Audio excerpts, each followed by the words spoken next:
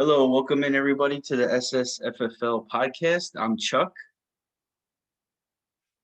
And I'm Joe. Thanks for joining us, guys. Tony is not here with us today. He's feeling a little under the weather. Unfortunately, he's not, like I said, he's not here with us, but we wish Yeah, him the well. football gods weren't with him today, I tell you. Yeah, we gave him an extra couple of days to try to heal up because we were supposed to record on Tuesday, but he still wasn't Right. feeling good. So, Yeah. he'll get the day off today. Maybe it'll give him some extra time to refresh that brain and get some more thought into some fantasy questions or whatnot. That But will. so the first question we're going to start with today, Joe, is from your own inspiration. And that question is, what are we looking forward to most for next season as a fantasy football player and an NFL fan? What particularly are you looking forward to next season? Well, as an NFL fan, I would definitely say Urban Meyer coaching the Jags. all Hey, because I'm looking forward to see if he can outdo Nick Saban, Bobby Petrino, those guys. Maybe we'll have a successful college coach like Urban Meyer take it to the next level. I mean, Pete Carroll, sure, but I think Urban Meyer's a lot more personable to watch, though. So we'll see how that turns out. oh yeah, that should be pretty interesting. That's a good one. As a football fan, I am interested in what the Jaguars are going to look like next year. Obviously, having the first overall pick, more than likely taking Trevor Lawrence. We know that's going to happen already. Yeah, it's pretty much set in stone. Every mock draft has him going number one. If he doesn't go number one by in 2 weeks from now, it's actually 2 weeks from today too. So happy That it is. two week early draft. But yeah, he's gonna be going to the Jags. So we'll see how that team looks this year. Who knows if James Robinson is going to be the lead back there or not? If you ask Right. me, I think he deserves the job, but you just never know anymore with how things shake up. So yeah, as an NFL fan, thing that I look forward to next season is the 17th game. And I really do like the idea of bringing a 17th game. I highly doubt they're going to have any preseason just like they did this past season. And if they do, Right. it's only probably going to be like 2 games maybe at the most, but it is going to change things in terms of how the teams use their players, how much they use their running backs, how many carries they give them, if they give them more rest. It's going to change things for fantasy too, because we used to do playoffs starting week 14. So Right. now, if there's an extra week in there, we're going to have to push playoffs back another week to week 15, or Yep. do we keep it the way it is and just do 14 through 16? Now, because that opens up that question, like if you get towards the end of the season and you end up doing 15, 16, 17, if teams are really, if their records are like really, really good and they don't need to really play players those last 2 games of the season, that's going to actually screw some people in the championship game for week 17 if it ends up being week 17. So that's something that we are going to have to look into as a league next year and determine what's the best Correct. option for everybody. So, but it is interesting as a fan to see a 17th game because I We'll love have no. watching Yeah, football. we'll have no more 500 seasons now. No more 8-8s. Right. Oh yeah, yeah. True that. Very true. And it's a good point.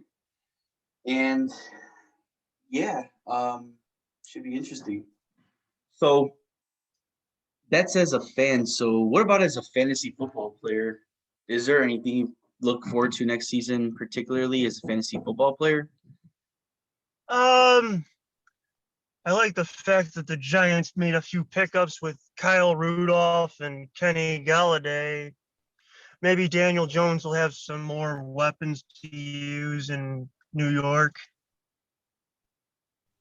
Yeah, I think he will. He will. With Kenny Galladay there, that's a big plus for him.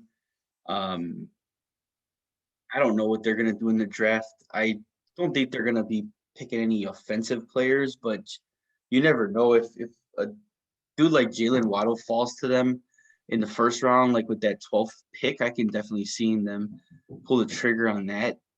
But yeah, they're going to have a Sure. better offense, but it is going to be solely reliable on whether or not Daniel Jones is the guy. Because if he's not the guy, that offense is not going to prosper. But I do look forward to the Giants offense too, and I do look forward to Kenny Galladay as well. Um, so yeah, one thing I look forward to as fantasy football players, all the rookies coming in. Last year was a pretty good rookie class for wide receivers. Absolutely Um, was. this year is a pretty good rookie class for quarterbacks, and there's a decent amount of wide receivers as well. Um, obviously, Kyle Pitts is a tight end, but he kind of falls into the wide receiver category. He's very hyped right now, Kyle Pitts, as you never really see. I can't remember the last time a tight end has gone in the first round. I mean, it's been a long time probably, but he's projected to go like within the first 10 picks, maybe even the first 5 picks right now. So Okay. it's pretty interesting to see where he falls because the right team, if he falls to the right team in the right situation, I think he's going to be an immediate impact. But if he falls like somewhere where he's on a depth chart behind another tight end, he could still make an impact, but it's not going to be immediate. It's going to probably take a little, like maybe half the season. Um, Right. I can agree with that. I um I did my own mock draft too, so that's pretty fun to talk. Pretty fun stuff to talk about. But I think I had Kyle Pitts going like to the Panthers at pick 7, and that was because obviously they don't. Greg Olson was gone already, and Ian Thomas was not the answer. I think they picked up Darnold or Arnold rather from the Cardinals, Yes. but I don't think he's gonna be the lead tight end there. So if they're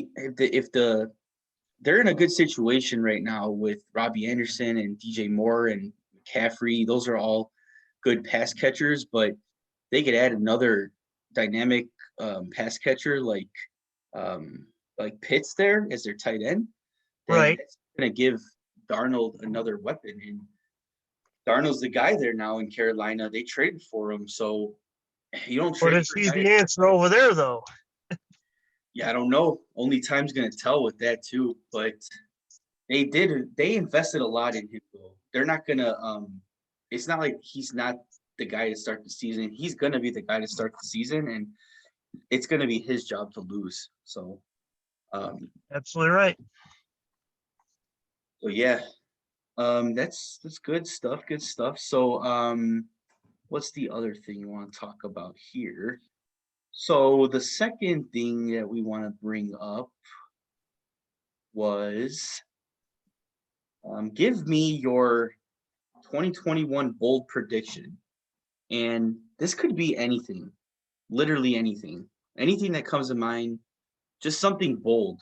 I mean, saying something like McCaffrey will finish as a top 5 back or like, Zeke will be a top 5 back. That's not really too bold because stuff like that has happened before. So we'll try to steer clear of things that have happened or All right. I'm going to take a huge jump on this one and say Justin Herbert leads the Chargers into the playoffs. okay, that's a good one. Now, that is bold because he had a good rookie season. That's And exactly why I'm thinking that. that offense is, possibly going to get a little better if they can draft maybe like a few offensive tackles to protect Justin Herbert. But with Eckler being fully healthy coming into the season, that's going to help him a lot too. Um, I I don't personally like Mike Williams that much as the second receiver, so I think that maybe they should take like a late round stab at a receiver and see what they get of that player. But yeah, that's pretty bold though. Okay, I like it. Um, my bold pick is actually related to the whole Giants news that we were talking about earlier. How we want to see what that offense is like with Galladay and stuff. Yeah. And my bold pick is that Kenny Galladay is going to finish as a top 5 wide receiver in fantasy football. That's my Wow. bold pick. And Wow.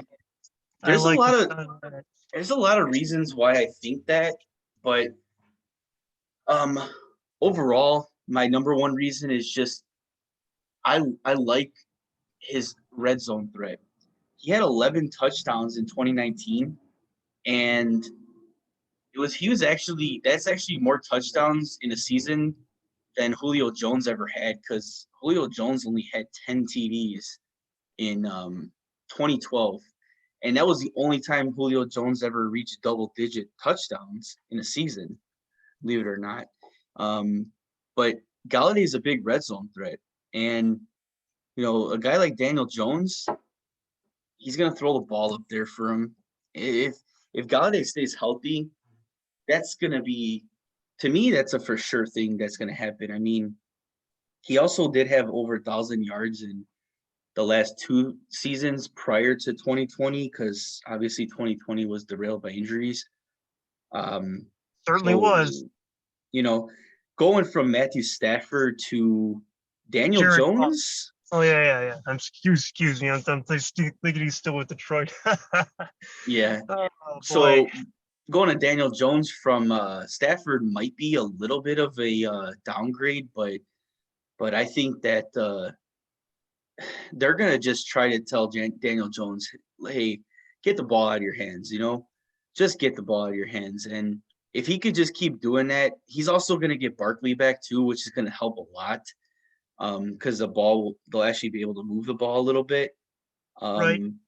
and you know, just get the ball out of your hands, young man. Like, that's all you got to do, and just throw it up to Galladay, let him get those contested catches, and work your way to a top 5 finish for yours truly. Yep. Um, all right, cool. So moving on to the next topic here. We're gonna be answering some early fantasy football questions. I found this article on ESPN Plus. It's actually not just ESPN, but ESPN Plus. And Okay.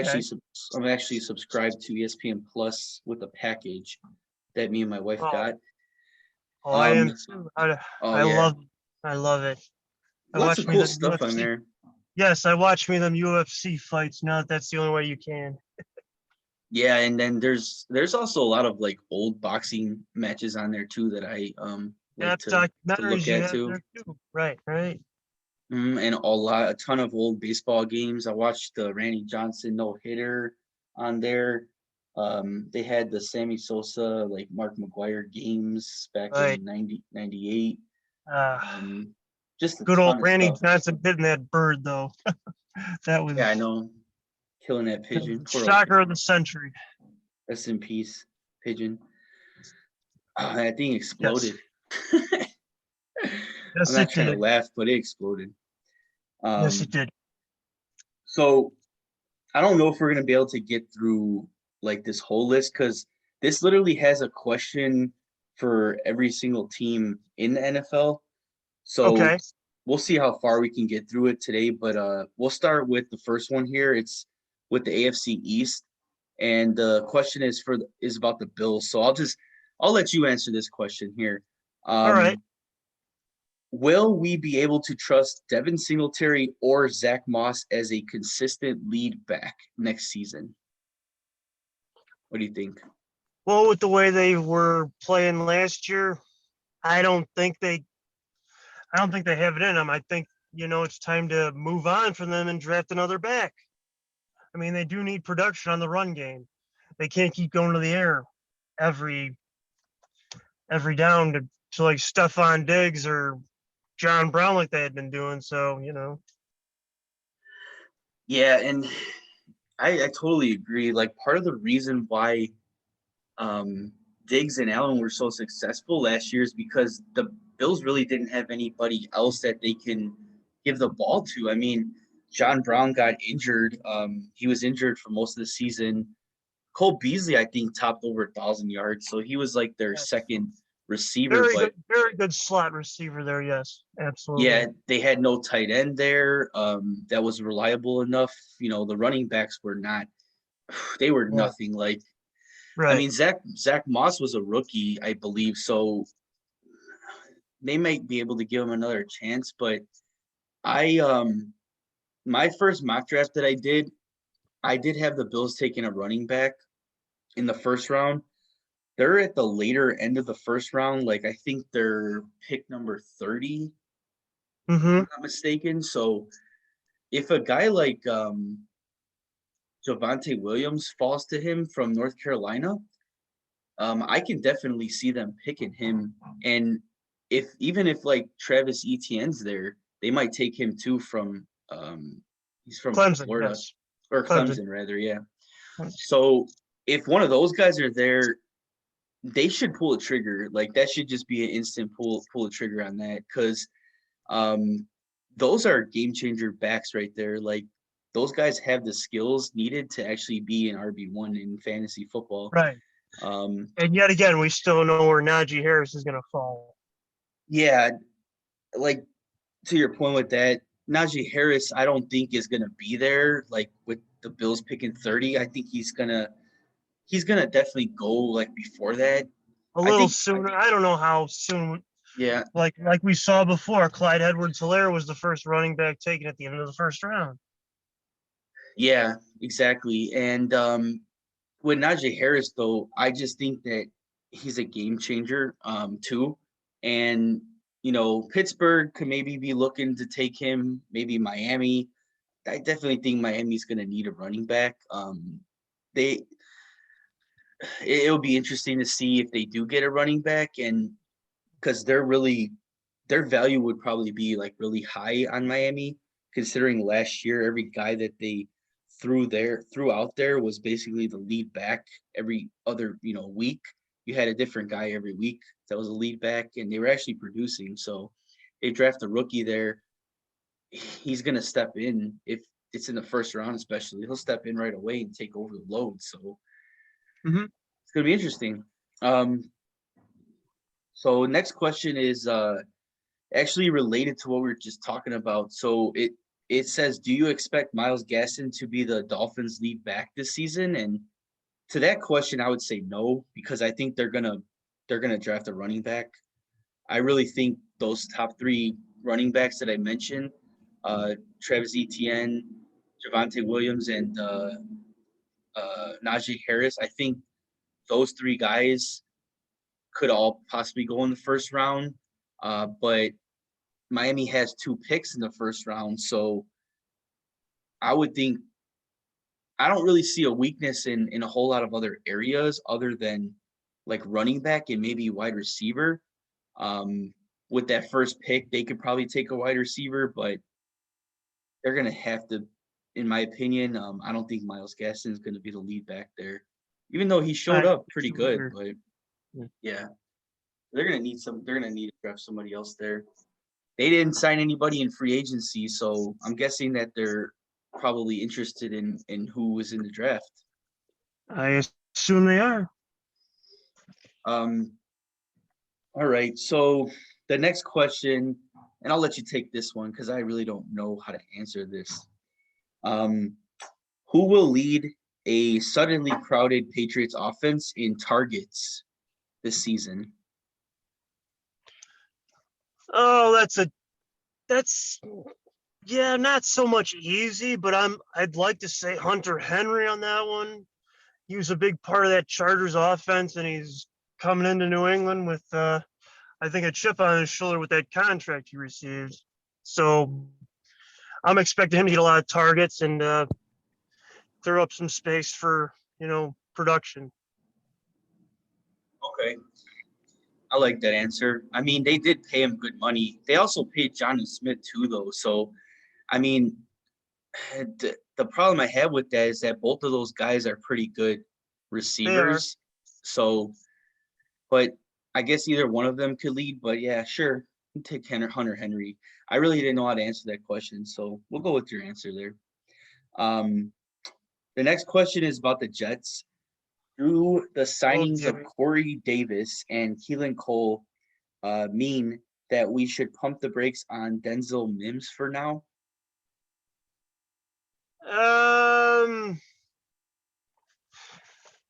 Seems kind of difficult to answer that one. I mean, we all had high expectations for Corey Davis in Tennessee, but yeah, I think Denzel Mims can still shine there. I mean, he still has time to get what he needs to get done, and because I wasn't too thrilled with how Corey Davis was in Tennessee. I mean, AJ Brown just took that offense over as a wide receiver.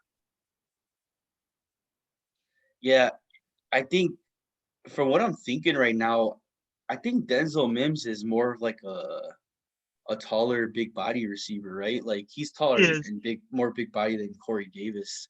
Yes. So, I mean, Corey Davis was a good complementary piece to AJ Brown, and without AJ Brown there, Corey Davis would not have prospered this past year like he did, because Brown just took the coverage away from him, so he basically was like open like all the time. But maybe Denzel Mims could possibly be that guy, like the complimentary piece for Corey Davis.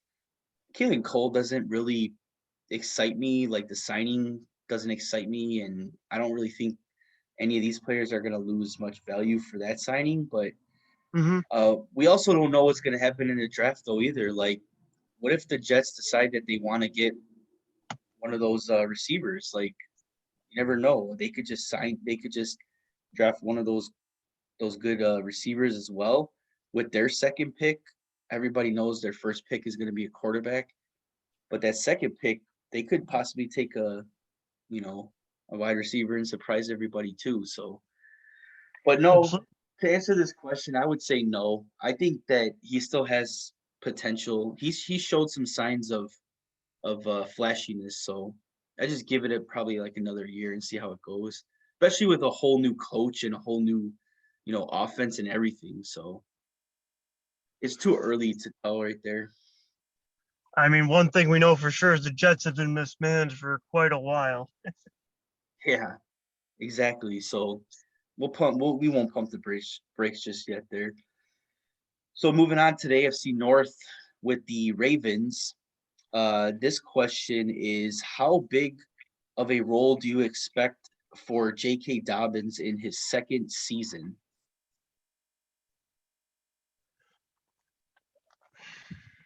Want me to answer this first, or? Well, I could give it a shot. I mean, Justice Hill, Mark Ingram, they still have a trio of backs over there. I mean, we know Mark Ingram's on the decline. Justice Hill. Mark Ingram's actually not there anymore. They didn't re-sign him. Okay, in Baltimore. All right, so I actually think he signed with the Texans. If I'm not mistaken, he signed with the Texans. Right. Well, we know he had to play a bigger role last year since we know Mark Ingram was on the decline. So, yeah, I'm expecting a lot from J.K. Dobbins. I mean, Buckeye pride there. I think he's going to have a good breakout second year season. Like you said, there was a three-headed monster there in the beginning of the season, and they realized like sometimes like NFL teams, they don't like to use their rookie running back at the beginning of the season too much because they don't want to wear them out. Right. It's obviously a longer schedule season than college is. So they need to sometimes save them, especially if they like make the playoffs and all that other stuff. They just want to save their legs. So that's what they probably did with J.K. Dobbins last season. But he had a really good second half of the season though, like where you actually saw explosiveness. So my only concern is that I don't know if he's going to be able to get involved in the passing game very much. So his upside might be a little limited without being involved in the passing game. But if he Mhm. can, like get to the level of like, a Nick Chubb or way up there with like Derrick Henry level as a rusher, then his ceiling is absolutely like, you know, really good, like really great. So, but I do expect a bigger role though for him next season though. So, Mhm. all right, the next question is for about the Bengals. I don't like this question very much. I already know how to answer it, so I'll go first on this one. Can we count on Joe Mixon for a bounce back year and perhaps his best NFL campaign? Um, Best. I just want to say no, like right off the bat with this because I don't trust Joe Mixon. Like he gets the carries and he gets the usage and everything, but he cannot stay healthy. And that's been the problem for him his whole career so far. Like you look back and see how many games he's actually played. Mhm. I don't know um, if he's really even been able to play a full season yet. And last year was probably one of the most disappointing seasons that he has had because he started off like really good and then he just got injured and they didn't know the severity of the injury. They kept putting it off. They didn't even put him on the actual like IR, and it left so many fantasy players like with the one less roster spot because they couldn't move him to the IR spot, and everything was a mess last season. But and now Gio Bernard leaves Cincinnati. Now everybody's like, oh, maybe Joe Mixon can turn it up now, like without Bernard there. But Bernard wasn't the problem though. It's just him staying healthy, number one. And the second one is that every time it seemed like he was running the ball, he was like running right into a defender every time. So minus that one game that he had last year where he had like over 100 yards, like rushing and 2 touchdowns and like 50 something, 60 something yards receiving, um, and a touchdown. Other than that, like I'm not impressed with Joe Mixon. And if he's gonna be another like first round, late first round, early second round pick, like I'm completely out on Mixon next year.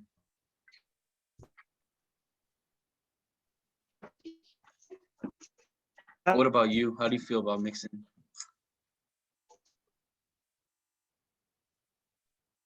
Oh,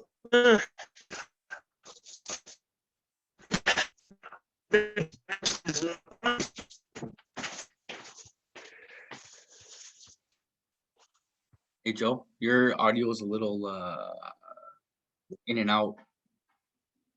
Sorry. Yeah, I think he's a little past his prime, maybe. I think we've seen him do all he can, and but now he's got to step it up and get back to it. So I don't know. I'm not a big not a big time Joe Mixon. I can't really answer. Mm. I mean, it's hard. He says past his prime, but he's only 24 years old too. So I don't know if he's really Yes, past that his. I know. That I know. It feels Mm. like it though. I mean, I thought he's had ample opportunity to get the job done, but I feel the same way. That he's had so many opportunities to just get the job done, and every year is just the same thing, just like underproducing. So I don't know. Maybe some people are going to give him one more chance this year, and maybe it's partly related to his age and because Gio's gone. But I'm out on Mixon though, so I'm out. Um, Next question is about the Browns. Do you expect Odell Beckham to return to his elite status?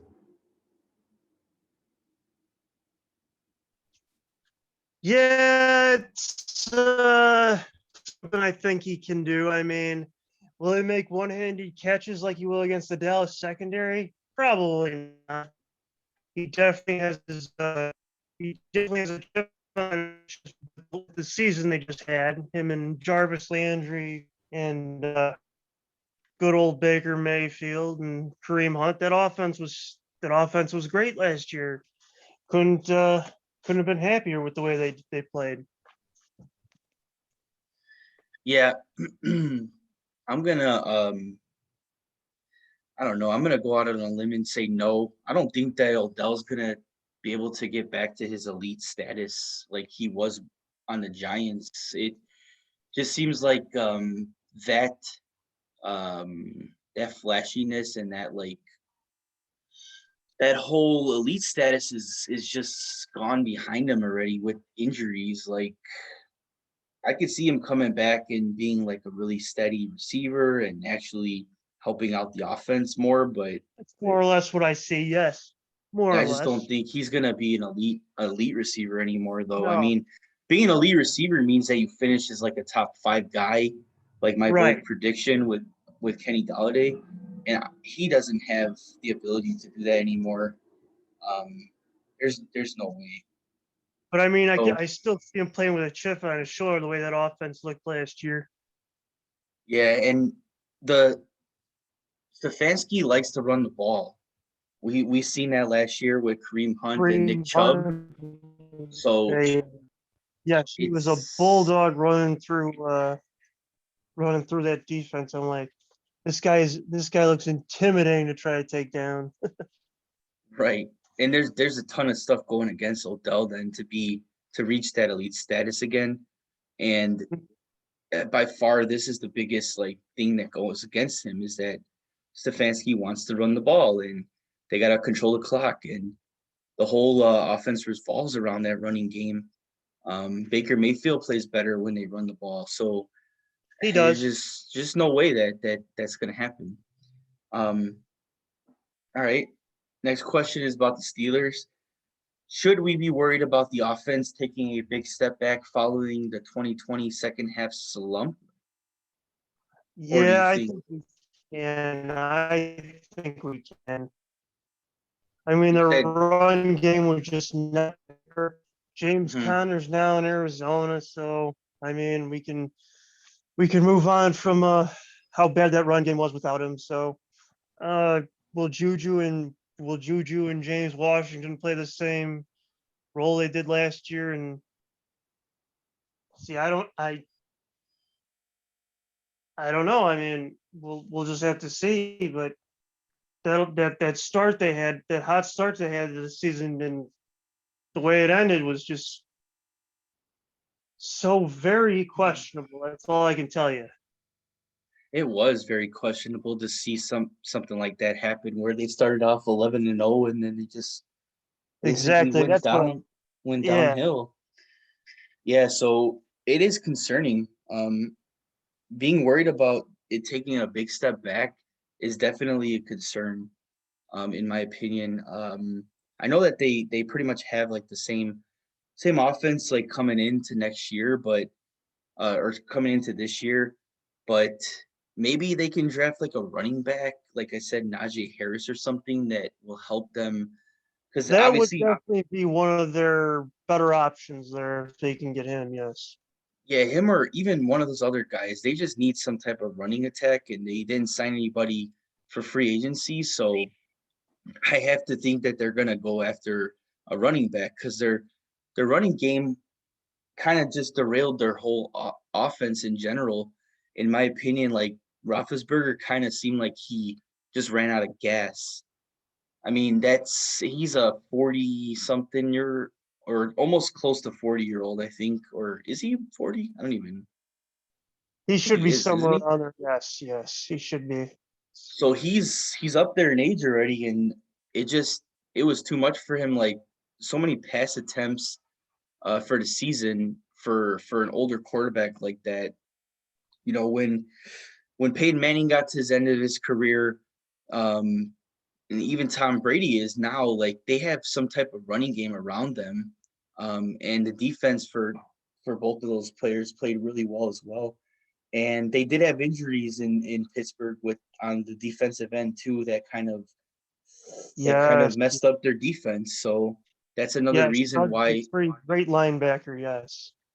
that is I another reason why they went down too. I think he's a great linebacker. TJ Watt, just a good good duo there in their linebacking core. So Oh yeah, absolutely. Absolutely. So yeah, the answer to that one is yes. Moving on to the AFC South with Houston. Um, how do you think this backfield will be distributed for touches among these running backs? David Johnson, Philip Lindsay, and Mark Ingram. wow. Who do you think is going to be the lead for touches there in that backfield?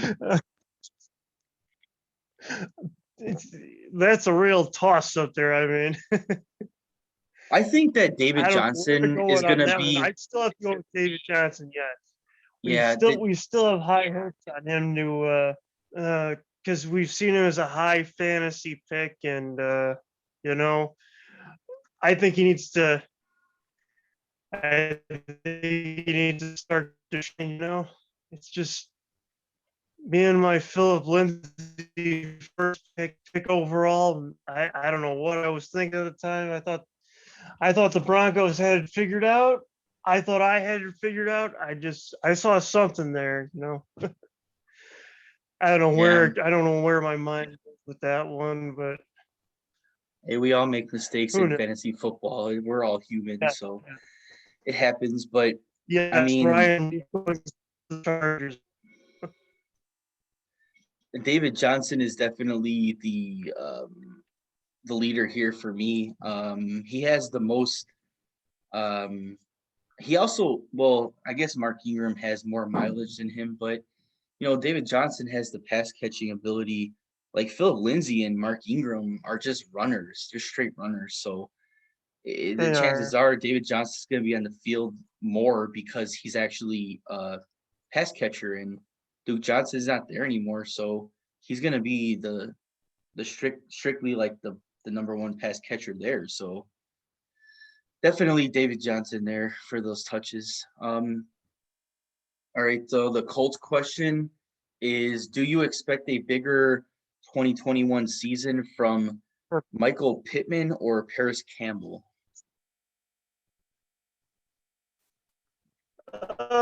Um, on that, and I'd say Paris Campbell because he's more of that veteran status, and you know he has to prove something. I mean, he there wants to have to prove something because Pittman looked pretty good last year, and I think if he's gonna stay with the Colts, he's gonna have to show him more. Because I honestly think for what he was drafted, and but that's just me, you know. hmm Well, yeah, for what he was drafted, you would think that he would. They really want to get him involved, but that the injury was just Yes, it sucked. Like there's no chance that he could have done anything with the injury. right. And Pittman did show up a little bit. I don't know if Pittman is going to be as dynamic of a receiver as Paris Campbell's can be because Campbell's hype was pretty high coming in. Um, Yes, but but I thought for the time Michael Pittman was in for the season. I mean, I thought he looked good. I I saw something in him that just said, "Wow, this guy's pretty. This guy could make an impact." This guy could what? This guy could make an impact.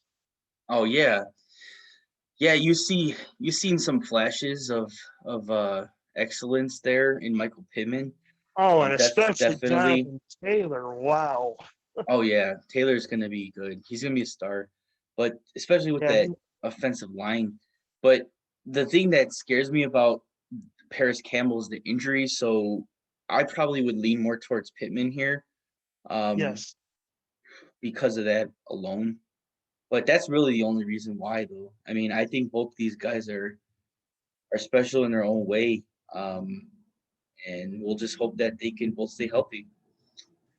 Yeah, Um, maybe we can expect a lot out of Carson Wentz this season. Maybe. I don't really have an answer to that, but yeah, who knows what's gonna happen there either. Obviously, their production is gonna be related to how good or how bad Wentz is. So, yes. for Jacksonville, who will lead the Jaguars in targets in 2021? I'm gonna No go out options of on their Marvin options. Jones. Marvin Yeah, Jones. yeah. I mean, their options are Jones, Chark, Laviska Shenault as of right now, unless they draft another receiver. Those are the options. Um, Philip Dorsett maybe, but I don't see him getting a lot of targets. I'm thinking Marvin Jones. It could be Marvin Jones, yeah, as receiver. It ain't gonna be a running back. I'll let you know that. I mean, No. it'd be really bold to say like James Robinson will lead in targets, but that's not gonna happen like at all. So yeah, if I had to say who would lead here, I'd probably say Marvin Jones too. I think he offers that veteran presence that a rookie is gonna like Trevor Lawrence is gonna look to. You know, he's gonna trust Marvin Jones because he's the veteran. He's been in the league for a while. So Longer than any of those other three. Yeah. Oh no, Philip Dorsett maybe around the same. I don't know roughly, but I gotta think mm, Marvin has been in longest out of them. But that's just my assumption. I don't have the fact checker on that one. yeah, same here. I think you're right though. So for the Titans, who is the Titans pass catcher not named AJ Brown that we should have on our radar? I'm gonna go out a limb here and I'm gonna say whatever wide receiver they draft. Because I think they're gonna draft a wide receiver. It's not gonna be in the first round, but Right. it's gonna be maybe a second or third round guy, maybe even a fourth round guy. But whoever they draft as a wide receiver, they need wide receiver depth. It's right now it's AJ Brown and Josh Reynolds that they picked up um from the Rams. But Uh-huh. I don't I don't think that Reynolds is gonna be much of an impact. I I expect a little bit more impact from like a receiver that they maybe take a later round flyer on and Right. given the opportunity. If they can find somebody with like speed, um, that can serve as a complementary piece to AJ What about Brown, that then tight end Anthony Ferkser? yeah, the first year is definitely somebody to keep an eye on. I mean, Yeah, Johnny I Smith's thought gone, that. so I thought he looked interesting. Yeah. yeah, Johnny Smith's gone. Furtzer actually showed up in a couple games when Jonnu wasn't there, so that could be one. That could definitely be one to keep your eye on. He'll be a late round, tight end pick, so it's a good name to throw out there. Moving on to the AFC West, I think we're gonna end it with the AFC West right here. So Okay. there's gonna be a couple more questions for us here. Denver, Alright. for Denver, do you expect Cortland Sutton to return as the team's number one receiver? I would have to give him that role. Yes. I mean, he wants to. I think if he wants it, it's his to lose. I'm gonna say Jerry Judy can definitely overtake him, and it's ultimately up to Cortland Sutton here to keep that role. I mean, I thought maybe when he was coming out in the draft, maybe the Cowboys would draft him, but it didn't happen that way. They got a better I would receiver have though, liked him in Big CD D. Lamb. They did. They did, and I enjoy that too. I definitely enjoy that. He's a great player. Um, Definitely a potential like second year breakout for CD Lamb coming. But yeah, I think that you're right. I think that it is Cortland Sutton's job to lose. He did show up in that one season 2019 with, let's be honest, fairly poor quarterback play. I mean, I don't know what the Broncos are going to do in the draft. I think that if I were them, I would probably be targeting Justin Fields in the first round because I don't like what I've seen in Drew Lock so far. I don't think that Lock is going to be their future there. He needs somebody to compete with though. So if they draft like a Justin Fields, they could just have those guys go at it and may the best man win. Mm-hmm. And then in my opinion, it's going to be Justin Fields, and I think Fields would make Sutton an even better receiver. I like Sutton, or Sutton rather. Sutton. I combined his Yeah, first and last name. yes. Yes. um, KJ I Hamler, do. Jerry Judy. They've got some receivers that can make an impact. Hamler. Yeah, don't forget about Noah Fant. Yes, They the got a tight end. good offense, man. They just need a quarterback. I don't like Drew Lock. So if Drew Lock is going to be their starter, um, I don't even know if Cortland Sutton can even return. Sutton can even return to number one status with Drew Lock there. But as long as he's healthy and he comes in the season healthy, I think he can definitely do it. I think it's just going to really rely on their quarterback situation too. So Kansas City. So um, are you confident that Clyde Edwards-Helaire will make a second-year leap?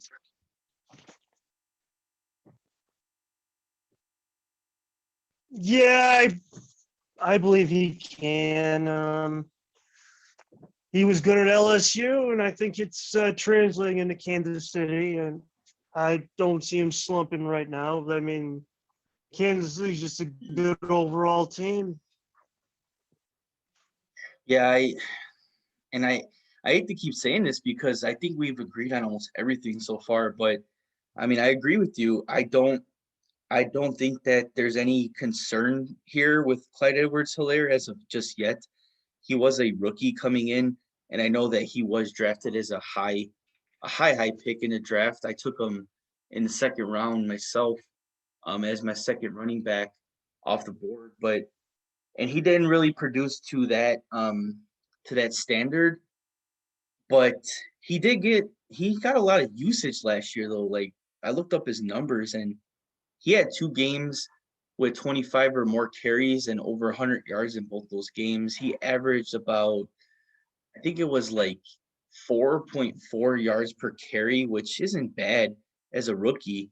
Um, so there's a lot to like there in Clyde, and that offense is obviously dynamic with Mahomes and Kelsey and Tyreek Hill. So um, I think that they're gonna get him more involved next year with the passing game too. So if they Yep. could do that, he's gonna be on the field more. And if he's on the field more, he's gonna get more opportunities. Also, I think he only had 2 touchdowns. So I would like to see that go up too. But if he's on the field more and he gets more opportunities, there's no doubt in my mind that the touchdown will go up too. Um, all right. Final 2 questions coming. So first one is about the Las Vegas Raiders. How confident are you that Henry Ruggs III will make a big jump in production in his second year. I'm not very confident with this right here. I don't really think that Ruggs is the real deal. Like, I think it's only been a year and he was only a rookie, but it looks to me like the Raiders missed on this pick. It somewhat does, yes. I I think think they have. Go ahead. Go ahead. I was just gonna say that I think like Ruggs isn't a number one guy. He's not a wide receiver one. He's more of a complementary piece, kind of like what I was talking about. Corey Davis complimenting like AJ Brown. He needs like a Yeah. bigger body receiver on the outside to take away the coverage from him so that he can get open deep because he's a deep ball threat. So he's more of like a, you know, I don't really want to say Will Fuller because I think Will Fuller actually did a lot better this past season. He kind of reminds me of Deshaun Jackson. I mean, just a guy that's explosive that can get down the field, but um, I don't think he's a number one guy though. I just keep thinking about how the Eagles missed those last two wide receiver picks, and to me, Yeah. I think the same thing happened with the Raiders. I think they missed on that pick.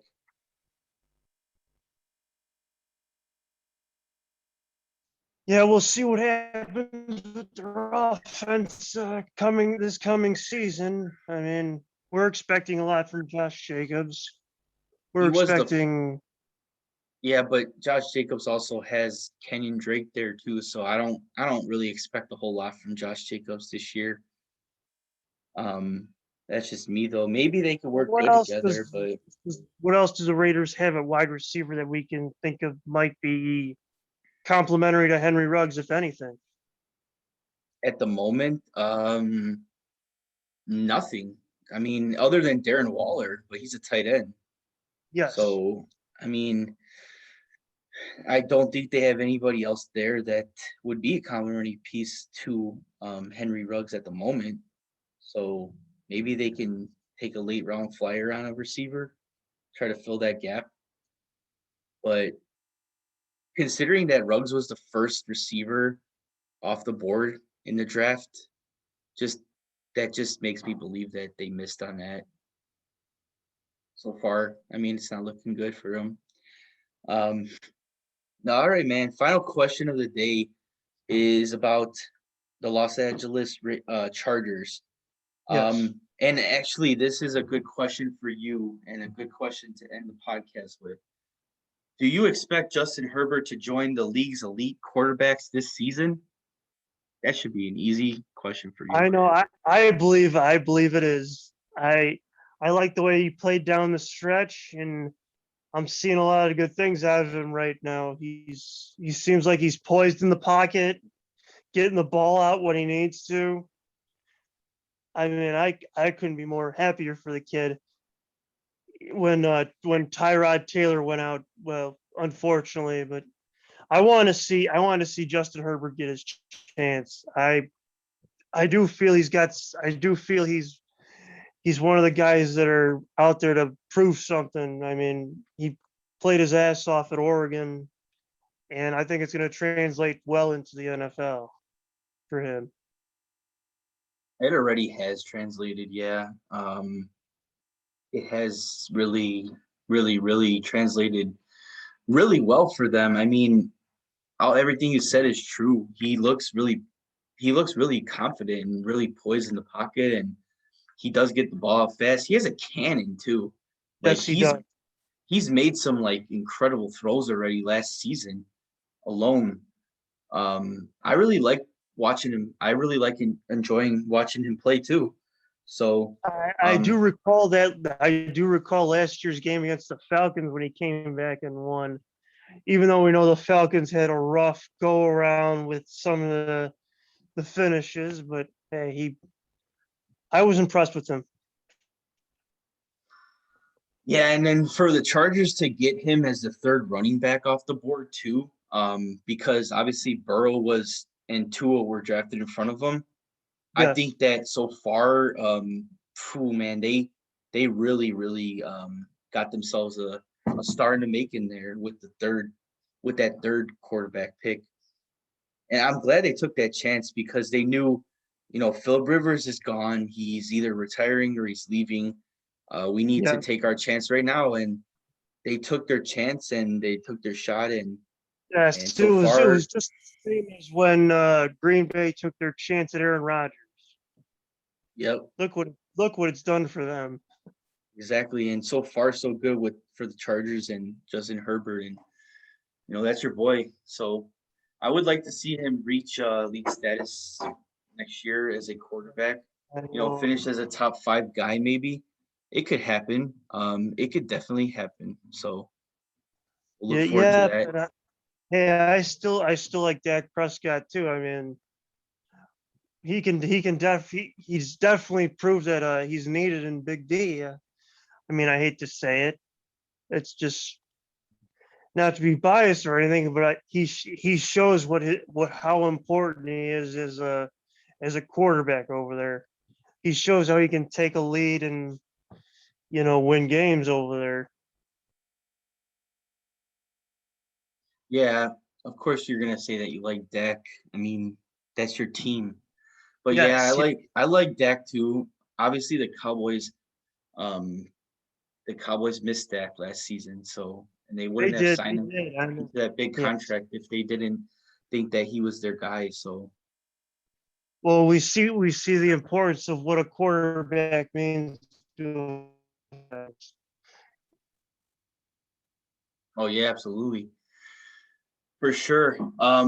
So couple final things I wanted to mention was we uh we are in production right now for our new merchandise, and I am having Maurice work on another logo for us because he's actually adding like yours and Tony's logo to the actual podcast logo. He's actually gonna be developing another logo for us too. That's actually related to the podcast. So it's gonna be the same thing, except in place of like the trophy in the middle, it's just gonna have the podcast emblem in the middle. So Okay. with the shirt being made, it's gonna basically have the logo you're seeing now on your screen, like from what I have, with actual our emblems in there, like yours, mine, and Tony's, and then the C is gonna stay there for Chicago. That's gonna stand for Chicago. That's gonna be like on the front of or the back of the shirt, and then the front of the shirt's gonna have like the podcast logo on the front. So it's gonna have both those logos, and then probably come up with some maybe stickers or something. I know a person that develops like stickers and even like mugs and everything like that, but probably gonna start with just like stickers for now. And next time we get a guest on here, no matter who it is, we're probably gonna hopefully have those ready so we can give one of those out to them as like a little a token of appreciation for coming on and talking to us. Yes. So that's what's happening right now. Who can you get for guests? Who can you get for your guests? Like maybe you can get Dr. Anthony Fauci. I don't know, other football. I don't know. I I don't think that I'd be able to get somebody of that caliber as of right now, but I definitely am keeping my mind open to anybody and everyone. All is welcomes in the fantasy industry and on this podcast. So even if you find somebody that you want to bring on, just let me know and we can make it work. Um, and the other thing that I wanted to mention, oh, there is a new section on the website that I put up there, and it's going to be dedicated for articles. So what I was thinking is that it could be me, you, Tony, it doesn't matter. And it doesn't matter how often, and it's not going to be like once a week, once a day, anything like that. Just basically whenever you feel like you have time, if you want, write an article, and it doesn't even have to be that long. I'll give you an example. Like I have an article up there about 5 different players that I think are gonna um, come back as fantasy like comeback players, basically. Just 5 players. So I just listed all those players and then like a short paragraph about why I think that they're gonna, come back as a comeback player. So it Okay. could be really anything, any topic that you want to talk about related to fantasy football. And just write it down and send it to me, and then I can edit it and I can post it up there. Sound good?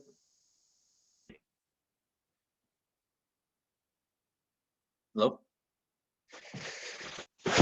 Yep. I'm here. I am here. Sounds good. Yep. All right, cool. Absolutely. All right, man. Well, that concludes this podcast for today on the SSFFL podcast. I am Chuck. And I'm Joe. Oh! And Tony will be with us next time. But thanks for joining us, guys, and have a great rest of your day or afternoon if you're listening to us then.